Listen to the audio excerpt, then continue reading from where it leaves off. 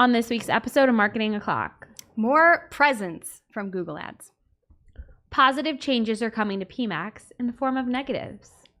OpenAI has a new ChatGPT Open API to help kickstart innovation.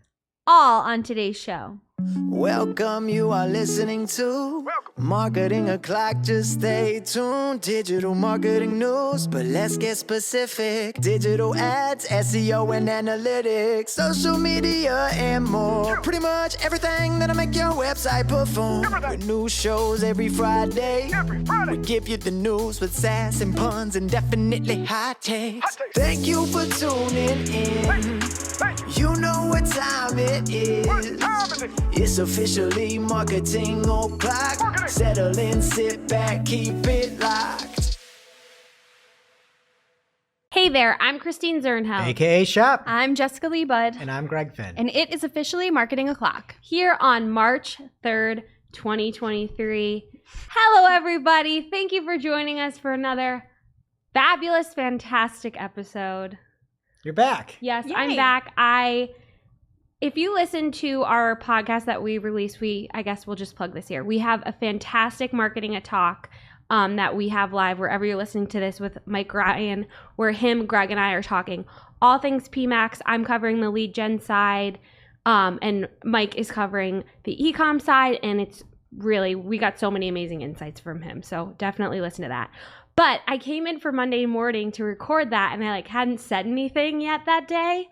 And my voice is just gradually falling apart throughout the episode. So apologies to anyone who has to listen to that. But luckily I didn't have to be on Wednesday because Nicole stepped in for me. So thank you, Nicole. Greg, what is new with you? Well, Jess and I were talking about it, being super healthy, just trying to do everything we can to be healthy people. And one of those things is smokeless nicotine, Zins here, as it helps to combat many ailments. Mm-hmm. So, okay, I want to talk about this. Yes. Mr. Correlation does not equal causation in marketing, but we're just going to let it equal causation in health and wellness. Well, science is science. And okay. There's data. I would like to speak to a doctor who said that you popping Zins is going to help. What did you say it's good for? Parkinson's? Parkinson's, yes. Okay. Oh, so we got a little packet here. I don't really know what to do with these. I think you just throw it in. It's a smelling salt. No? There we go. Just put it up your nose.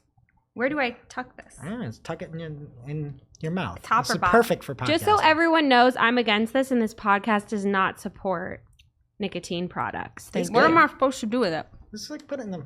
Now you're supposed to record a podcast with something in your mouth and the I whole look time, ridiculous. Because that makes a lot of sense. Yeah, we should also just start eating a sandwich too. Tables, you want some? Sure. In the name of health? I don't want to look like those boys in college that were always chewing tobacco.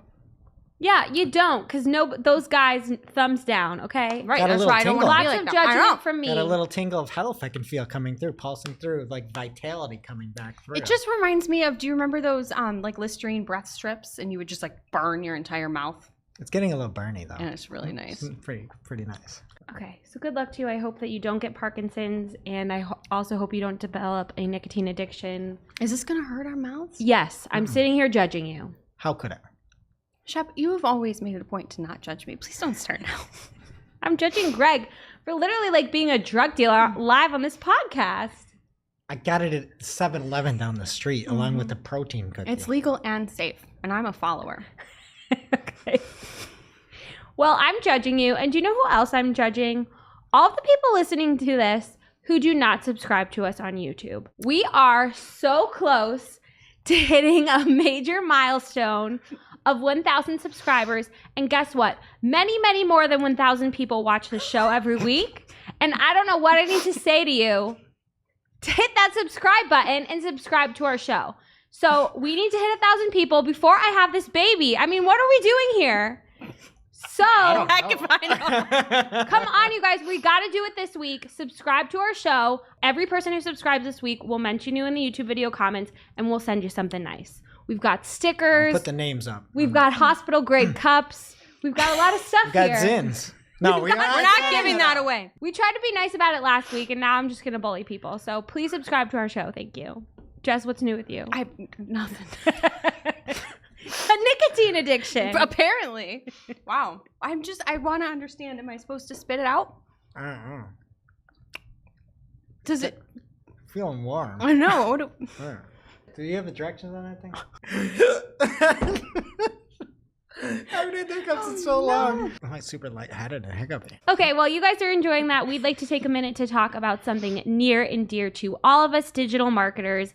In today's digital-first world, many marketers underestimate the value of phone calls, of course. Yes, it's true. Phone calls are still a critical part of the sales process. So if you aren't tracking and attributing calls for your marketing campaigns, then you are missing out on leads and revenue. Luckily, there are options out there like call tracking metrics. With call tracking metrics, or as we like to call it CTM, because we're doing the ad reads and it's a lot to say, marketers can track and attribute every online and offline lead to exactly which campaign is driving it. So stop guessing and start making confident data-backed decisions with call tracking metrics. Visit calltrackingmetrics.com to request your free demo today. That's calltrackingmetrics.com, and we're excited to dig into some of our favorite features on this fabulous platform later in the show. Okay, let's get serious here and talk about some news. Okay, go. Tweet from our ads liaison, Ginny Marvin, on February 23rd. She has a thread here with some exciting Pmax updates, and she made a point to say, thank you for your feedback. So they've clearly been listening to our cries. And interestingly enough, I talked about our marketing a talk that we have with Mike Ryan that is available to listen to now. We recorded that a couple days before these announcements came out. And many of these things were on our wish list for what we would want for Pmax to improve it. So Did you have a crystal ball? I think Ginny was just like got an advanced recording or like hacked our Zoom account or something. I mean, these were all fully original ideas that nobody had said before in the past. I can't tell if you're joking. Okay, so the biggest one, and she has a drum emoji because this deserves a drum roll. She says campaign level brand exclusions for branded queries or search and shopping inventory.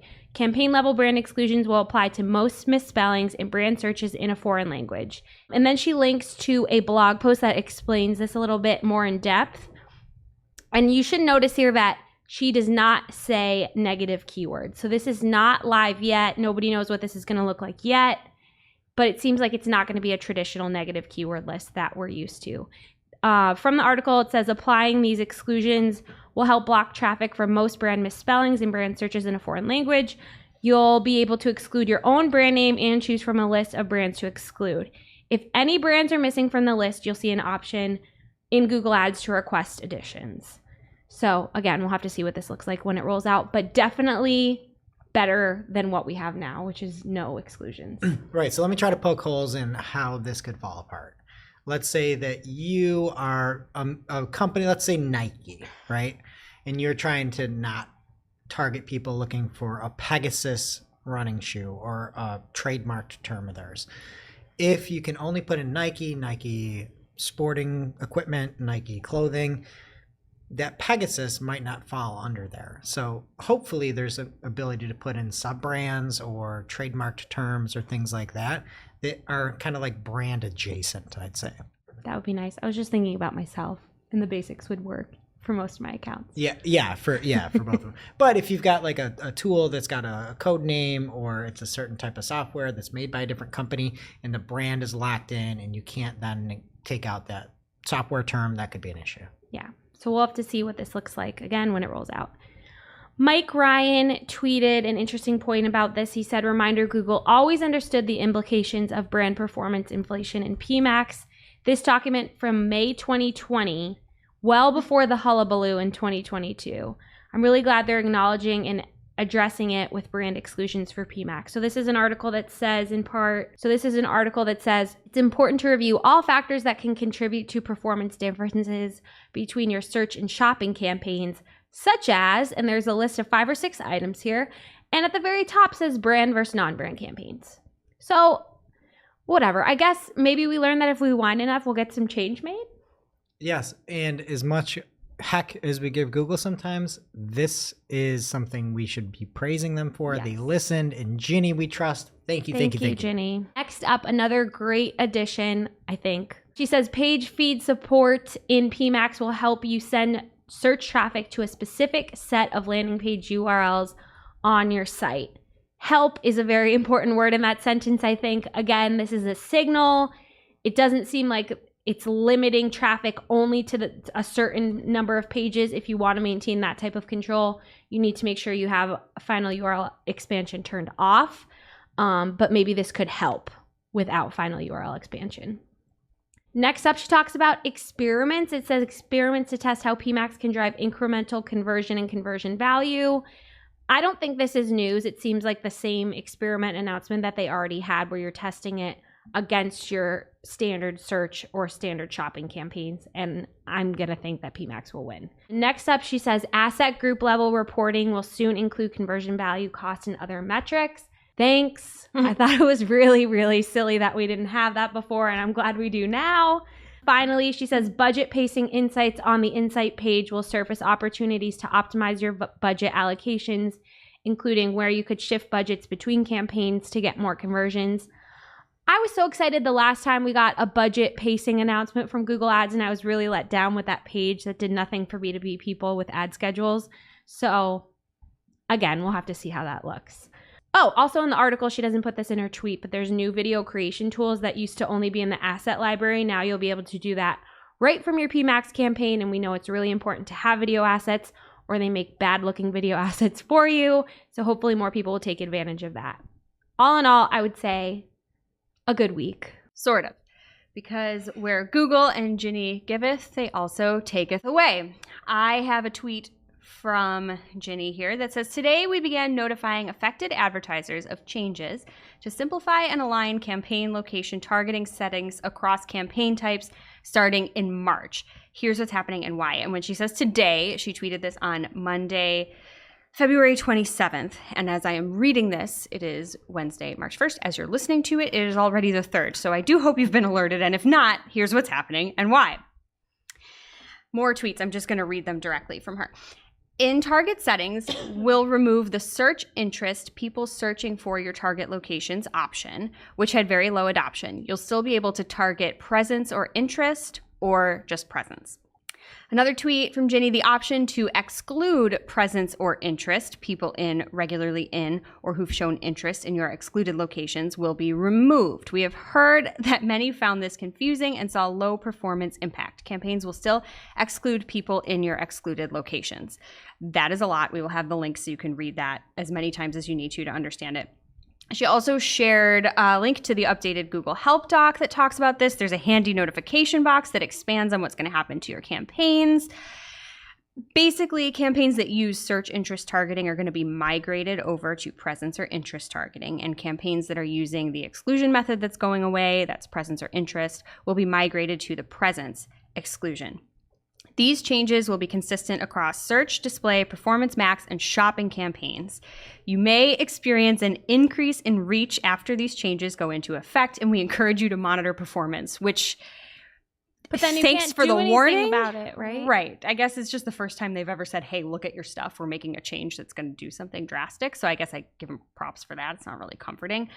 And note the campaign types, too. They say nothing about video or discovery or LSAs. I know are a whole different beast, but there's implications here. Drew Cannon asked a question in Discord about how this affects LSAs, because it seems like it's even messier.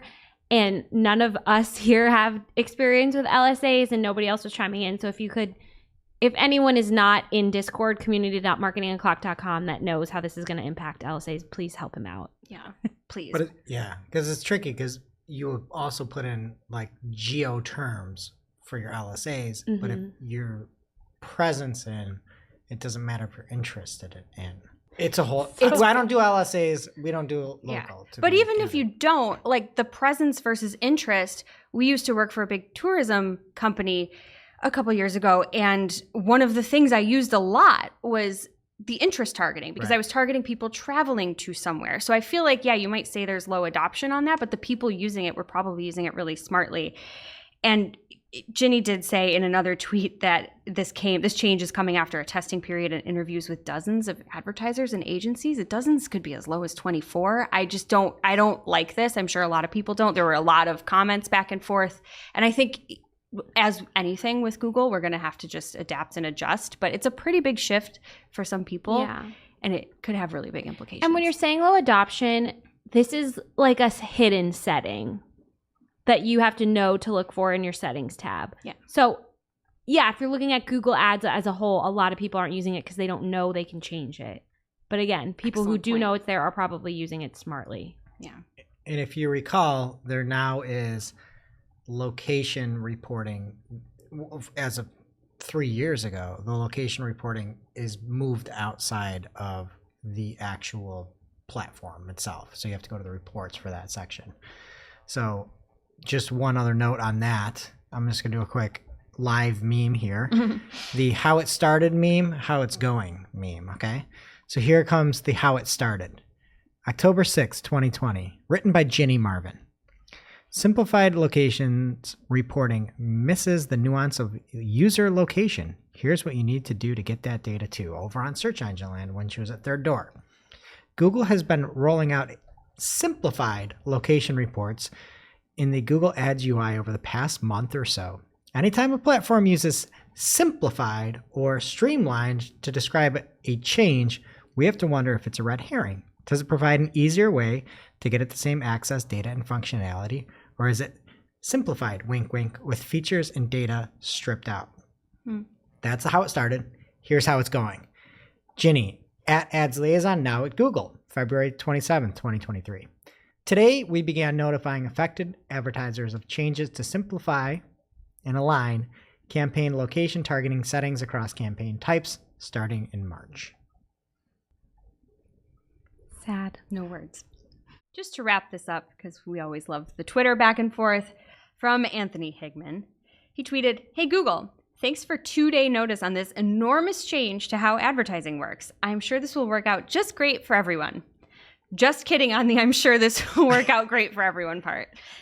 Amen. Usually they give more than 1 day notice. Like, this is February 27th. It's like starting in March. Starting in March. What? Yeah. Sometimes they give us no notice and we just have to find things. So yeah, well, I guess is also kudos. on Twitter. Like, Yeah. how about an email? Well, Jenny did say that they've started alerting folks. Okay. I didn't receive said alert, so I don't know if it's just the alert in the form of this Google documentation or who knows. Yeah. But I mean, Jenny alerted us and we're here for you. We are alerting you if you didn't know. All right. What else is happening, Greg? Okay, I actually have some fantastic news, and I think this is actually a game changer if you let this pass by. This is what is going to start unlocking innovation in some of this ChatGPT and AI technology.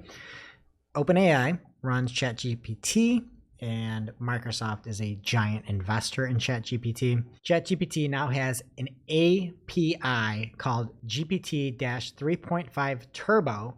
It's the most powerful text generating model OpenAI offers today, and it is an optimized, more responsive version.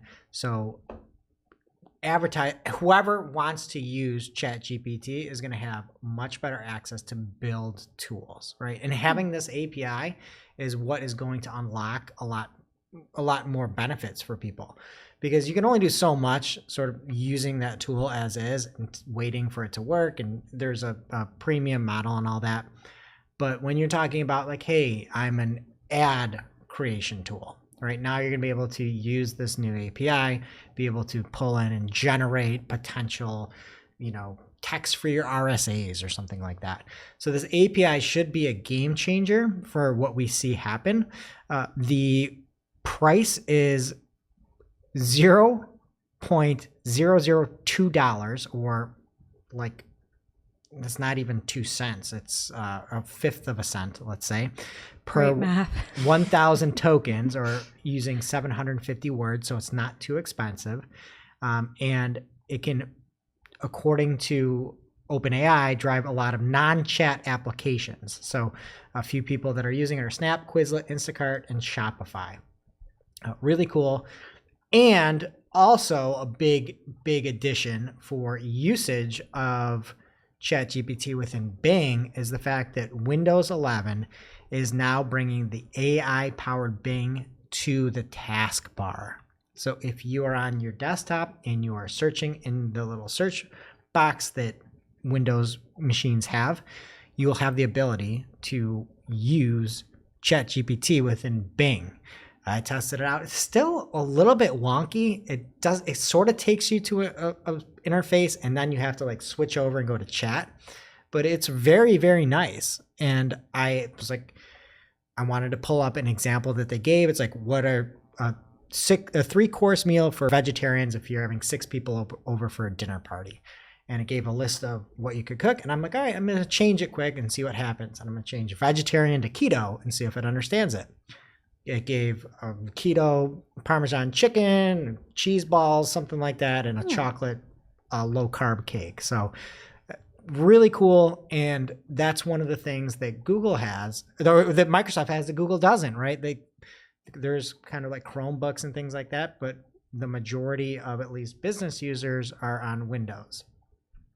So Glenn Gabe says, we have Bing Chat in the Edge sidebar, and now Bing Chat in the Windows 11 taskbar. Microsoft is moving fast. I'm sure Google will implement Bard across Chromebooks and Android, but it's still in the works. Exciting times in search land. So everything is looking up for Microsoft. I hope that they don't fumble it somehow. And to me, the biggest thing is still, if Apple ever breaks their contract, or not breaks, but changes their main search provider from Google to something like Bing, that's when it'll get really interesting. That's what we need. Really get some competition going. But I think Google pays like $10 billion or something like that a year. It's close. So really fun times in ChatGPT land. Now it's time for this week's Take of the Week. This is a #fire digital marketing take with extra spice served up for you. We simply deliver the take for your consumption. We give no opinions. We don't influence. You make the call. This week's Take of the Week comes from the one, the only PPC Kirk at PPC Kirk on Twitter. And PPC Kirk says, happy Monday. I've been pondering. I think more PPCers need to be willing to test Pmax hard. And if it's not clearly increasing incremental sales at a lower cost, quote, as promised, parentheses, we should kill Pmax after a fair testing period. If Pmax performs the same as your standard setup, then you're getting the same results at decreased reported data and insights. You lose in that scenario. Let's force Google to give more insights with Pmax by voting with our budgets. He then quote tweeted himself and says, what I'm suggesting is pretty simple. Hold Google to their claims. If Pmax wows you, great, and use it. If you test it fairly and it doesn't actually obviously win, then don't accept fewer insights and kill it. A tie is a lose for the advertiser because you get less back. This is fantastic. So Ben from Google said, love this. The major problem I see is the test it fairly comment is impatience is very hard to beat. That's why Kirk says to test it fairly. And what he's saying is correct. If you are just doing the same with Performance Max as without Performance Max, you're actually doing worse because you're not getting insights into certain keywords that are performing well, insights as to what your customers are looking for, more data as to where they are. So you're actually doing worse even though the performance is the same. I love it. We don't take sides here, but Kirk, you're absolutely correct. Now it's time for this week's ICYMI. ICYMI people. This is something you just might not have seen. Maybe something that you overlooked, but you shouldn't have. ICYMI people from one of our favorite analytics follows, Krista Seiden at Krista Seiden on Twitter. Google's about to start auto-migrating your Universal Analytics properties to GA4 for you. But you do not want to do this for many, many reasons. Already set up GA4, you might still be subject to auto-migration. Read on for more details about how to opt out. You people, this is a 31-part thread. Krista is amazing. She could have done so much with this information, and she just decided to put it on Twitter for the world, and we love her for it.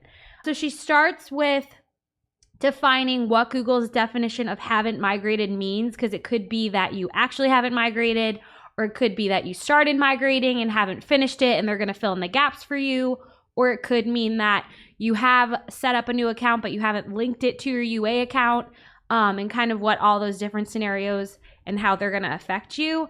Then she talks about the setup wizard and that she actually really likes it, but it's important to use the setup wizard yourself and not just have Google set up your whole account automatically, and how to do that. And then she gets into how to opt out, which is really, really important. So if you are one of the many, many people who has been dragging your feet a bit on your GA4 setup, take Krista's advice. Don't let Google do it for you and do it yourself. Now it's time for this week's Pew Pew Lightning Round. At this point in the show, we split up our content into 3 parts: paid, organic, and social. You already know that call tracking metrics can help fill in gaps in your marketing data by including attribution from phone calls, but did you know that CTM offers omni-channel marketing tools to also attribute every form, text, and chat down to their source and keyword level? This is something that I was really impressed by and surprised by when we got our demo of CTM.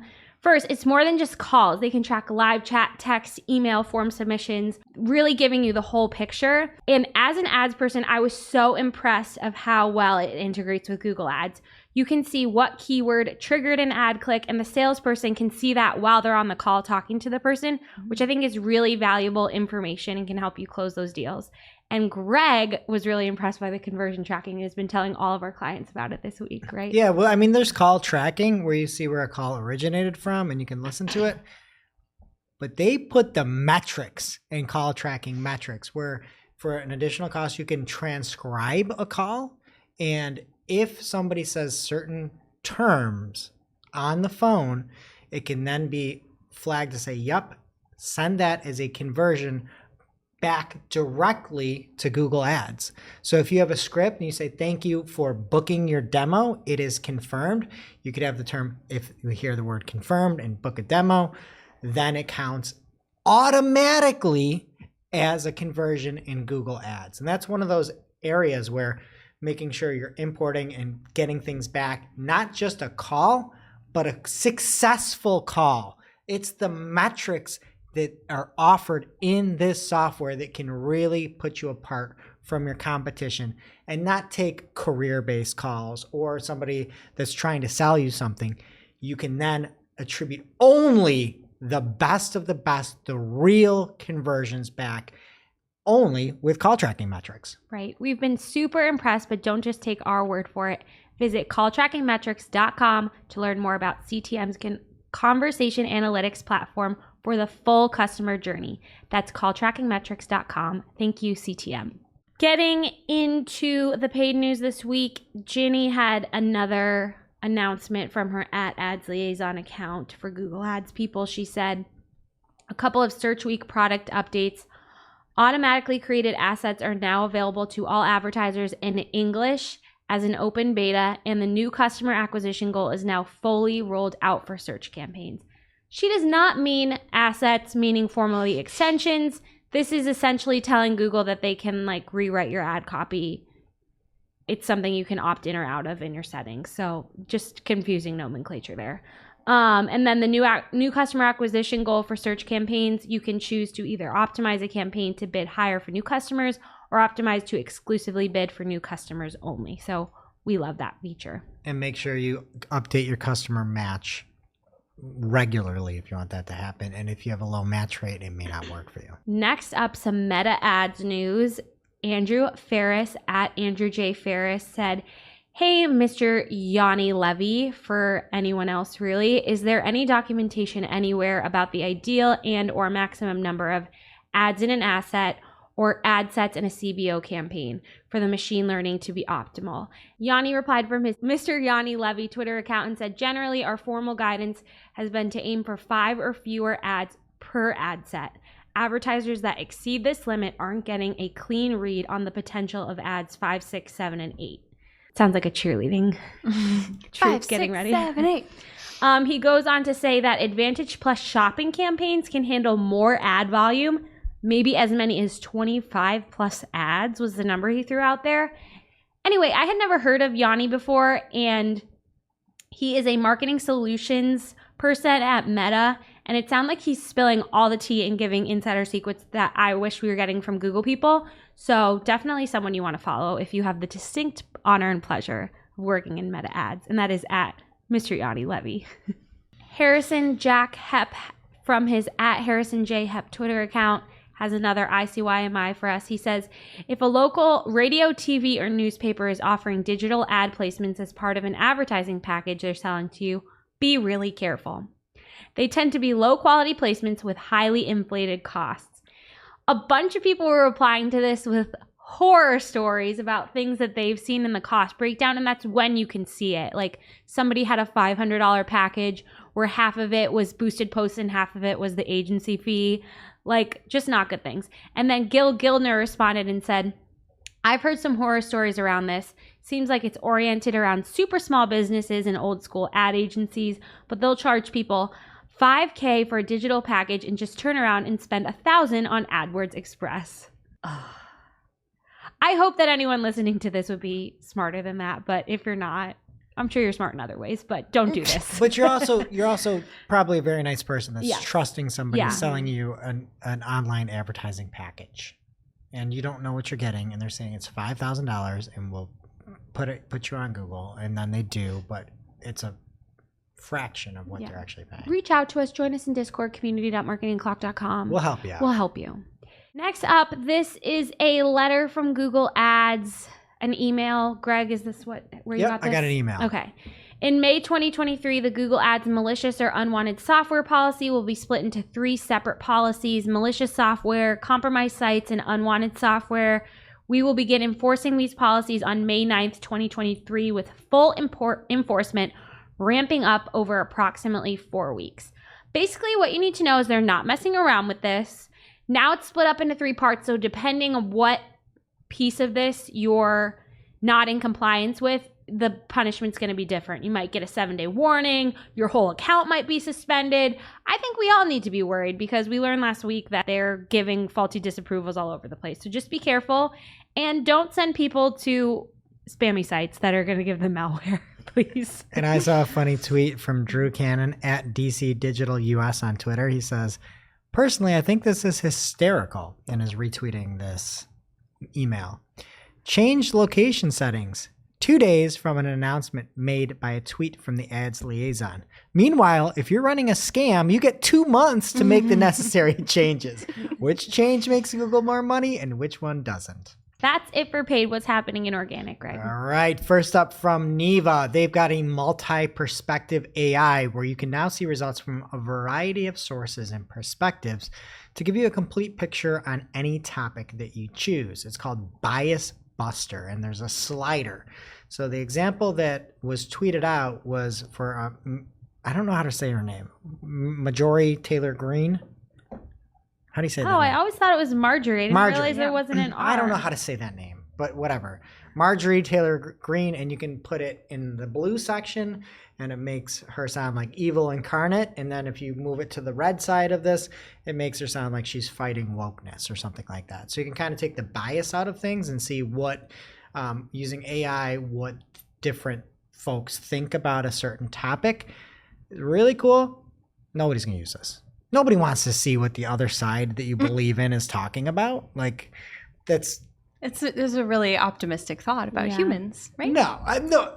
People like hearing what they want to hear. That's what I mean. It's optimistic to think people would use this. I think it's cool because I just don't ever know what's going on and like what people are thinking. But it is worth a test if you want over on Neeva. All right, and from Diago A. Da Silva at D_Da Silva on Twitter, he says, is this number new? 5.6 billion searches per day. And this came from these search stories about how search was changing. Ginny was on a bunch of these kind of search ads week. It was pretty cool. There were a bunch of practitioners as well as some Googlers and people talking. But I guess that number might be new if you're talking about the number of searches per day. However, I saw a tweet from PubCon and Lily Ray, former guest on the show at Lily Ray NYC, where it was a tweet from Patrick Stacks of Ahrefs. And apparently there are 40 billion spam pages a day that are happening. So 40 billion spam pages are being caught by Google a day, and there's only 5.6 billion searches? That's weird. And apparently you can run ads to them until May. All right. And from Barry Schwartz over at Search Engine Roundtable, he was recapping a Q&A session at PubCon and said, Gary from Google gave a keynote. It was pretty vanilla stuff, but the Q&A did reconfirm a lot of what had been said in the past around authorship, links, and disavowing links. Went on to say it was a safe keynote address because he didn't want to see anybody tweet out anything incorrect. And one of the things I thought was interesting was the fact that Gary from Google said that Google does not give too much weight to who writes your content. So if you get a Walt Mossberg to write a piece of content on your site, just because it's Walt doesn't make it rank well. If the content is written well, it will rank well, but by default, just because Walt wrote it doesn't make it rank well. Which that to me just throws another whole wrench into this EEAT where Walt could have all that expertise and experience, but maybe he has an off day. That was sort of Barry's item, which makes sense. If you write a garbage article just because you have it, the two E's, like whatever. Then it went on to say that Gary thinks that links are not as important as SEOs think they are, and whatever. Like, I think a lot of people know that. All right, next up from YouTube, we've got a letter from Neil, our man Neil Mohan, and it's called Our 2023 Priorities. This blog post was incomprehensible. It sounded like OpenAI wrote this thing, but there's a couple items I pulled out from here. Apparently, they want to listen to creators more about the importance of broadening accessibility for people who are deaf or hard of hearing. Great feature. They're going to have machine translated captions for mobile that will allow the translation to 16 languages. That's great. They're also going to give support to creators. They said last year we more than doubled the number of creators and partners who get live help through chat or email. So if last year there were 10, maybe this year there'll be 20 people that get support. Also, viewers, this I thought was like, really? Are we really here? Finally? He writes, viewers, the best streaming and connected TV experience. From its earliest days, YouTube has fostered community with viewers, and today we're giving people a better experience to engage with creators and each other. That starts with meeting the viewer where they're watching content. More and more, that leads back to the largest screen in most households, the TV. TV was our fastest growing screen last year, and we're seeing growth and momentum internationally. Have you not listened to the show, buddy? I don't think. If he is listening to the show, he's trolling you. So then I'm like, all right, finally, you're going to like actually help inspire creators to make longer form stuff to beat like old cable and TV. And he goes on to say, we're bringing the best of YouTube to the living room. The creators people love the streaming they want, the useful features they've come to expect from YouTube. We recently adapted the mobile experience of Shorts to a TV-friendly format. How? I guess it doesn't even matter. He doesn't get what he's doing. He just doesn't understand it. All right, and then he says, the last thing is podcasts. One area creators are increasingly interested in is podcasting, and YouTube's second most popular destination for listening to podcasts. Apparently, there's going to be a way to have a audio and video first podcasts on YouTube with more regions to come. It seems like the audio is going to be YouTube Music folks only. YouTube Music is different than YouTube, which is different than YouTube TV. And then there's going to be RSS integration that will offer podcasters another way to upload their shows to YouTube and give our listeners more listening options. Also, there is an embedded video here. I had flashbacks to Neil's video. Did you all watch this video? Yeah. I did. How much information was included in this 56-second short? It reminded me of back when we were trying to cram everything in the main news into like 5 seconds. Do you remember when we would just talk really fast like this? It was like that. That isn't even a human voice in this. It was sped up. I was trying to comprehend one point and then they were on to the next. I watched it 3 times. That is not something you make a short about. We could watch it on TV though, and it'll probably be a better format. How could anybody, like Elon Musk at least understands Twitter and stupid memes and what Twitter is for. These people have no clue what YouTube is about. You don't make a long form, here's what's happening in 2023 video in 50 seconds so fast you have to literally speed somebody's voice up to get it going. Crazy. From last week, we've got a new segment here. Love is Dead, Part 2. Spotify is killing its heart button and replacing it with a plus sign. Okay, a new Do No Evil segment. The DOJ is alleging that Google is destroying chat messages that it was required to save during antitrust investigation. And they claim that Google was systematically destroying instant message chats every 24 hours, violating federal rules to preserve potentially relevant communications for litigation. The Department of Justice alleged in a filing that became public on Thursday. So there's that. And then now we're on to the ChatGPT. There's so much AI news. I'm going to fly through it. So the ChatGPT section, aka the real intelligence about the artificial intelligence of ChatGPT, Llama, and Bard. So Meta is continuing to do their own AI work, and they released a new AI language generator named Llama today. Llama isn't like ChatGPT or Bing. It's not a system anyone can talk to. It's a research tool that can help democratize access in this important, fast-changing world. Jeez. You know, I bet I know what Llama would say if it was asked to leave Meta and go to Microsoft. Is this a joke? Packing my bags. Oh, wow. All right. From the information, Elon Musk is teaming up to develop an open AI rival to fight, quote, woke AI, end quote.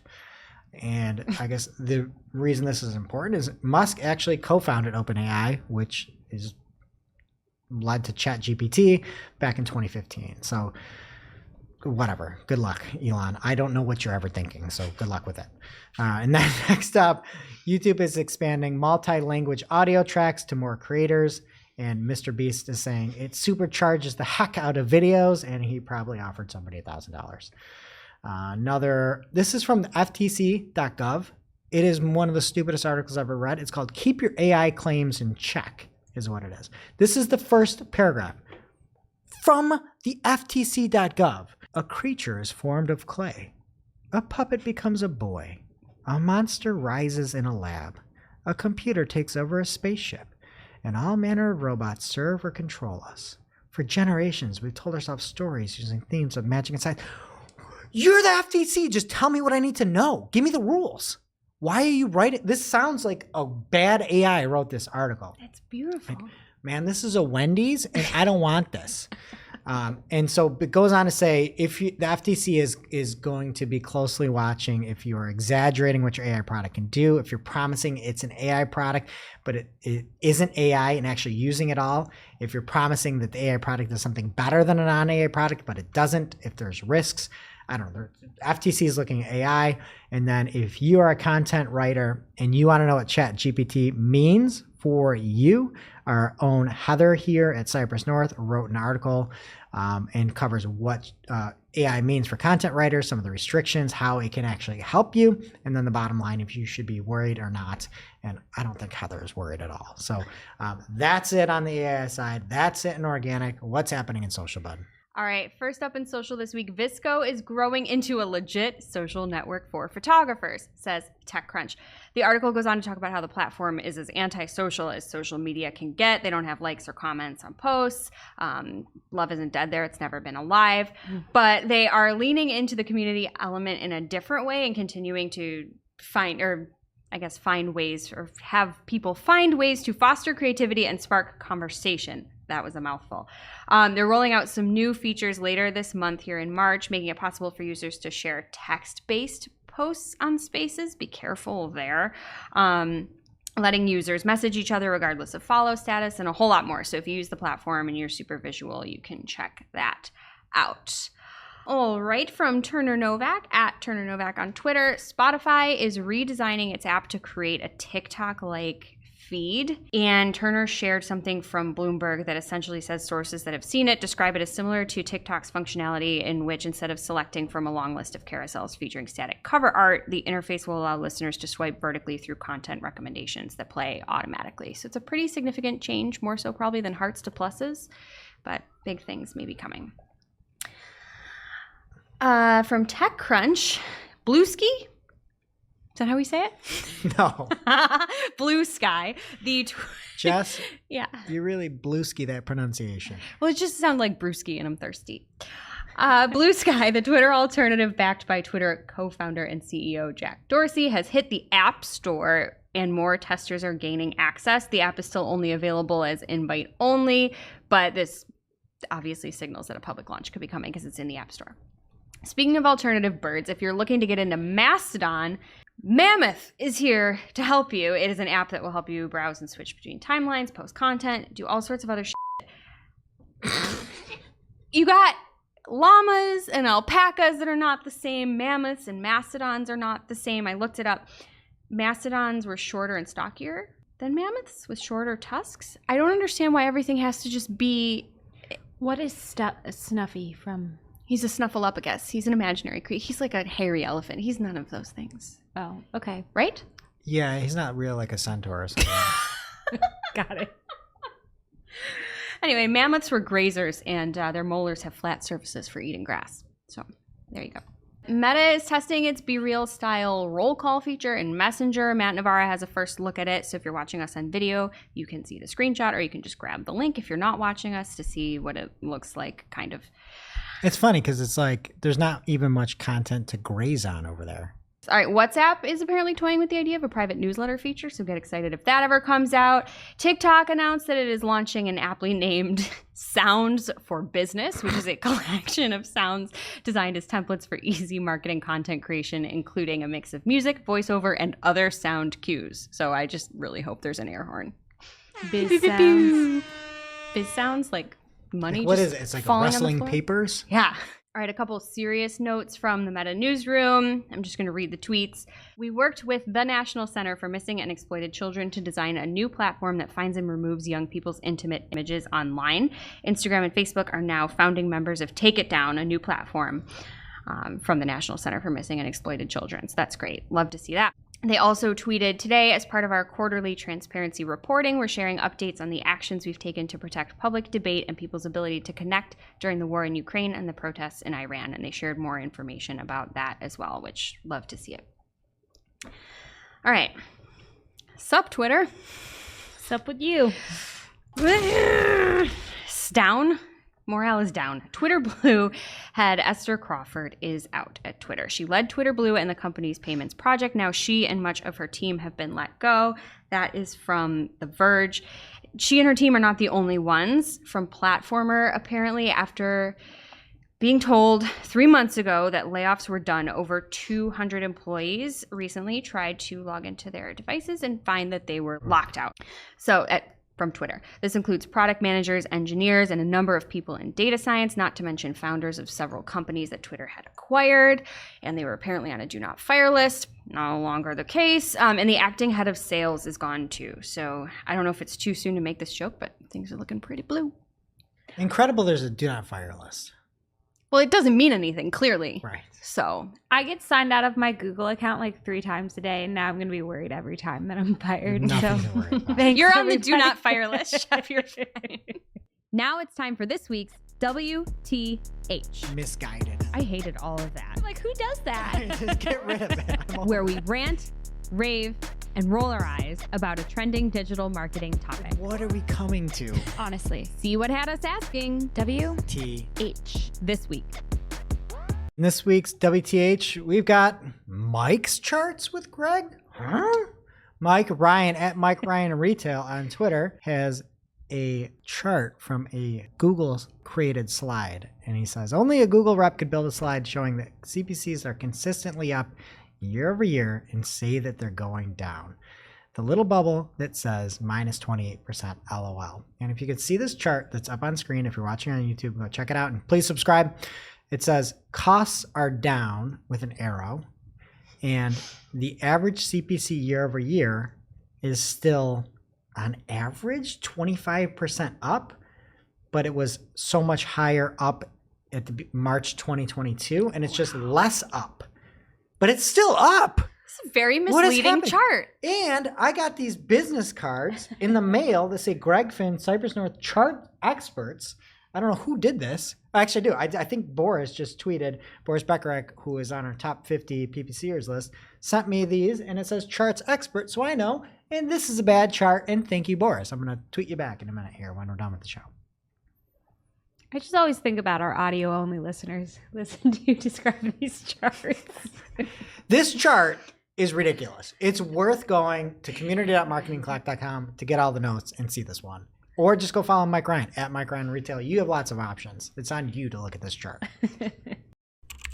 And that brings us to our real life segment. Straight out of our accounts and into your ear holes. It's time for Working Hard or Hardly Working, where we talk about what's going on in our IRL work, good, bad, or otherwise. Hardly working for me this week. I work with all B2B PPC accounts, and February is just a tough one. I feel like in December, we're always like prepared for it to be a slow month. And then in January, I feel like people have like new budgets for the year and they're ready to buy software or whatever. And then February is just the shortest month and it's slow. So I see it every year and it makes me sad, but hopefully March will be better. What about you, Jess? Working hard for me. We have a fairly large team here and we're across 2 offices. So I really appreciate our shared PTO calendar. You could do this in many ways. You don't have to have a calendar, but just a way to see where people are and when they're in and out just really helps for planning purposes. It's something fairly new that we've implemented and I'm grateful for it. Gregory? Something working hard for me is one of my clients was not going on a diatribe, but was explaining the fact that she needs to kind of like readjust some of upper management's thoughts on search. And it's like, usually that's me saying that, to be like, well, search isn't as precise as it was before and search isn't as predictable. And she's like, well, yeah, we have to change the mindset. I'm like, everything you're saying is absolutely spot on. Google is making things harder to use from a performance-based standpoint in many cases, and it's not as precise and accurate. And she's talking about this. I'm like, this is amazing. Like, I don't have to explain this. This is wonderful. You're doing the explaining. And I was sitting there nodding my head, and it never happens. And I'm just really appreciative of it. I feel like, hey, there's another person out here that gets it. Like, it's awesome. Awesome. And now for this week's Cool Tool. As a reminder, our Cool Tool segment is not an official endorsement or paid mention. We're simply sharing something we found in our travels that may be of use to our listeners and is really, really cool. This week's Cool Tool does not have a rhyme because I just did not have time. But it will save you time if you ever need to record something quickly on your screen or take a screenshot or both. It's Awesome Screenshot, and it's a Chrome extension that is aptly named. You can shoot or grab what you need, mark it up, share it with just a few clicks. It's totally easy. I use it all the time, and it's totally free. As always, we'll have the link in our newsletter as well as on Discord, so pick your poison and check it out. Now it's time for our must-read marketing article of the week. An article so advanced, so in-depth, so detailed that we simply cannot cover it in its entirety on today's show. This week's must-read marketing article of the week comes from Chelsea So from Leadosity over on Search Engine Land. And she breaks down what you need to know now that similar audiences are going away. She covers what similar audience segments are, why they're going away, and then has a great 7-step process on how to prepare for the removal of similar audience segments and what you can do, and then how to just basically get used to privacy-focused audience features and targeting on Google Ads. So it is a fantastic article. If you haven't thought through those audiences going away, Chelsea's got you covered. Thank you, Chelsea. And now on to our playlist of curated songs to work to. You can head over to playlist.marketingaclock.com.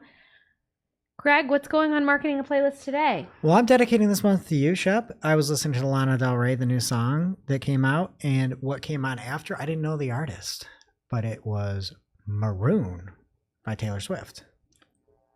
Whoa. A couple curse words in there, though, came on. Yeah. You liked it? I liked it. Wow. I did. It's a good one. So I'm putting it on my list in dedication to Shep. I don't know what it has to do with Lana Del Rey. It came on. After. She's featured on another song on the album, and she's like not really on it. It's kind of funny. Oh, really? It just played. I'm like, what is this? It just keeps saying the F word. Well, thanks for And I realized it was- acknowledging that. It's Yeah. a good song. She says it like twice. It was lot it was for her. aggressive, though. She says it aggressively. Yeah, there's a worse one. We'll talk about it later. I will be going with "Love You for a Long Time" by Maggie Rogers. Jess. The Summoning by Sleep Token. It's a journey. Enjoy. You look really suspicious. I don't think I want to listen to this one. I think you'll love it. All right, that does it for today's show. It is now officially not Marketing O'Clock. But we miss you already. And we can't wait to see you next week. Thanks for listening to Marketing O'Clock. If you're looking for more information on today's topics, head over to marketingoclock.com/newsletter to receive every single article we covered. We share the news as it breaks in our Discord community. Head over to community.marketingoclock.com to join. Welcome to this week's Shootin the Heck. We're after our famous Friday news show. We don't talk about marketing anymore. We just Shoot the heck. And Greg is back with another trivia game, I heard. Absolutely. This week, it is March. And in March, we have St. Patrick's Day. So we have some St. Patrick's Day themed trivia for you all here. Are you Irish? A little bit. A little bit.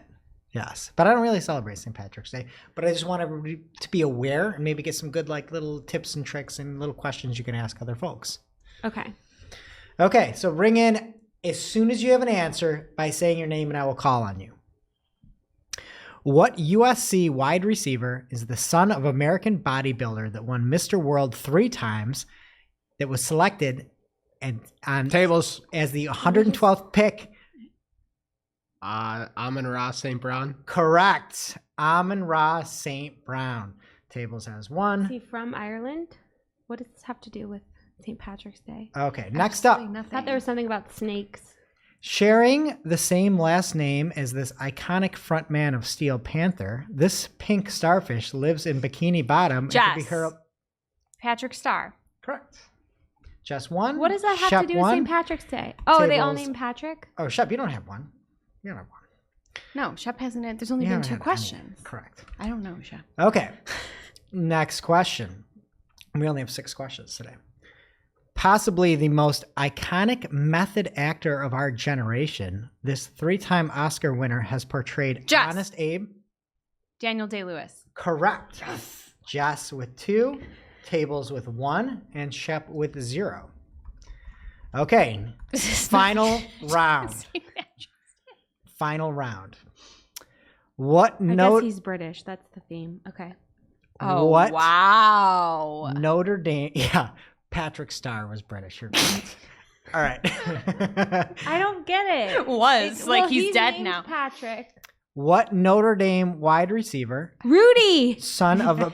Incorrect. Manti Te'o. Incorrect. You're out.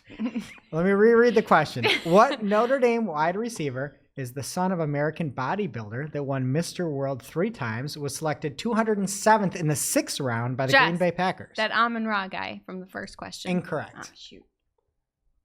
I don't know his first name, but is it St. Brown's brother? Correct. Equanimous St. Brown. So He's on the Saints. Bears They're all now. Saints. Oh. Or Daniel I thought he was Day-Lewis on or the Bears. Patrick. Okay. Still don't get Daniel. So the next question. This speedy superstar athlete and purveyor of mystical crystals has had romantic ties to Aaron Rodgers and was named IndyCar Series most popular driver from 2000 Tables? Danica Patrick. Danica Patrick. Correct. Oh, there's Tables Patrick. took the lead. Final question. Tables 3. Jess 2. This athlete and surprising artist provided backup vocals in the Kid Rock song Half Your Age and has collabed with Darius Rucker on a cover of Bob Dylan's Knockin' on Heaven's Door. However, he is most known for his gnarly mullet that he sports out on the links while ripping heaters and once allegedly downed 5 beers on the turn. Tables. Tables. I'm going to say Gardner Minshew. Incorrect. Patrick. No. Any guess? No, you Tiger made Woods. this game so I would lose. Tiger Woods. Nope. John Daly. John Daly. St. Patrick's St. Patrick's Day. Day. You threw me off with athlete. You threw me off with that He's entire a golfer. question. Can we get a tiebreaker? No. There's only 6 questions. All right. Yeah. What quarterback won the Super Bowl? Jess. Jess. Michael Jordan. Incorrect. Patrick Mahomes. Okay, well, I feel like I've learned absolutely nothing about St. Patrick's Day, and You got a bunch of Saints, a bunch of Patricks, and a bunch of days. All right? okay, well, that was what it was. We'll see you next week.